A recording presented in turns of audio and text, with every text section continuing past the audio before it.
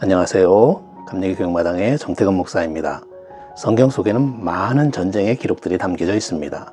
그런데 그 전쟁의 기록들을 보면 하나같이 평범한 전쟁은 없었던 것 같습니다. 즉, 이길 수 있는 전쟁은 이겨야 하고 질 수밖에 없는 전쟁은 져야 하는데, 성경 속의 전쟁 이야기들은 그 반대로 반드시 질 수밖에 없다고 생각되는 전쟁은 이기고, 이길 수밖에 없다고 생각한 전쟁은 지고 말았습니다.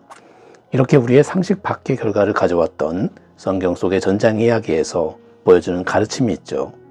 너희는 이 큰 무리로 말미암아 두려워하거나 놀라지 말라. 이 전쟁은 너희에게 속한 것이 아니요 하나님께 속한 것이니라.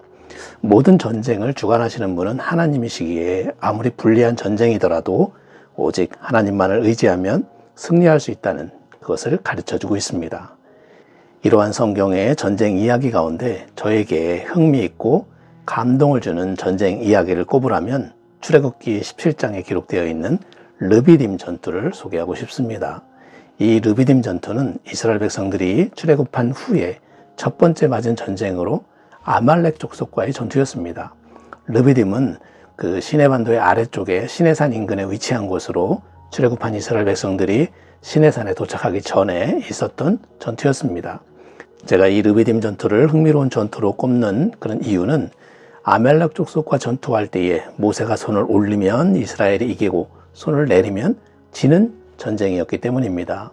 이 르비딤 전투는 아무리 어렵고 이기기 힘든 전쟁이라 할지라도 하나님을 의지하고 기도하면 이기게 해 주실 것이라고 하는 그런 믿음과 전쟁의 승패는 전쟁터에서 나가 싸우는 군인들에게 있는 것이 아니라 기도에 있다라는 것을 가르쳐 주기 때문입니다. 그런데 르비딤 전투에 대한 전후 배경을 잘 살펴보면 우리가 이처럼 알고 있던 그런 해석이 조금 잘못된 부분이 있음을 발견하게 됩니다. 즉, 꼭 손을 들어야만 이길 수 있는 전쟁은 아니었다라는 것입니다.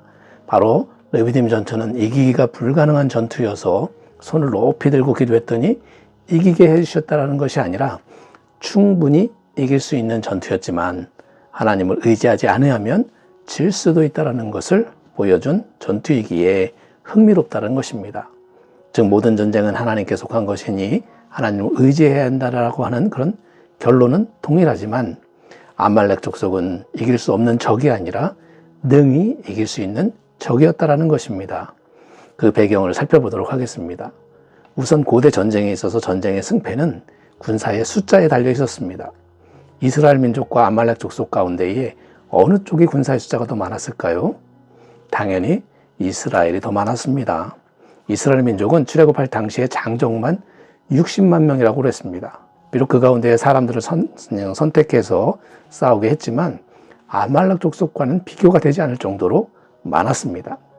왜냐하면 아말렉 족속은 광야에 사는 유목민들이었기 때문에 그렇게 많은 수의 군사들이 없었습니다. 황량한 그런 사막과 같은 시내 광야에서 어떻게 많은 수의 사람들이 모여서 살 수 있었겠습니까? 아마도 많이 모인다고 한다면 아마 몇천 명쯤 그렇게 모여서 살았을 것입니다. 그런 아말렉 족속들은 광야에서 양을 치면서 살았는데 양을 통해서 웬만한 그 의식주 문제는 해결할 수 있었지만 채소나 곡식 등은 구할 수 없었기 때문에 이 노략질을 통해서 그들의 부족한 부분을 채워 갔던 것입니다. 성경에 보면 지금의 사우디아라비아에 거주했던 그런 미디안 족속이 추수 때만 되면 그 먼 곳에서 이스라엘의 이즈라엘 평야까지 쳐들어오곤 했었는데 그 이유가 바로 채소나 곡식 등을 해결하기 위해서였습니다. 그러다 보니까 숫자적으로는 좀 작지만 싸움에는 능한 그런 전사들이 많이 있었습니다. 그러한 아말렉 족속이기에 숫자적으로는 열세였지만 그들이 이스라엘을 상대로 펼친 전략은 바로 이스라엘 행렬에 후미를 치면서 약탈하고 괴롭히는 그런 작전이었던 것입니다.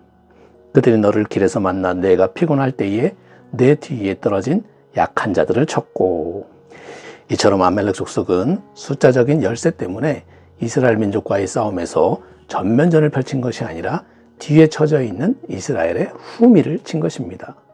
결국 이렇게 아말렉 족속이 계속해서 괴롭히자 모세는 여호수아에게 이렇게 명령을 합니다. 우리를 위하여 사람들을 택하여 나가서 아말렉과 싸우라. 이스라엘 장정만 60만 명이 되다 보니 다 나가서 싸울 필요가 없었던 것입니다. 일부만 나가서 싸워도 그들의 숫자가 적기 때문에 충분히 이길 수 있었고, 어떤 의미에서 하나님 없이도 얼마든지 이길 수 있는, 기도하지 않아도 얼마든지 이길 수 있는 그런 전쟁이었습니다. 그런데 하나님은 모세에게 기도하게 하셨습니다. 그리고 모세가 기도의 손을 내리면 이스라엘이 패배하게 하셨습니다.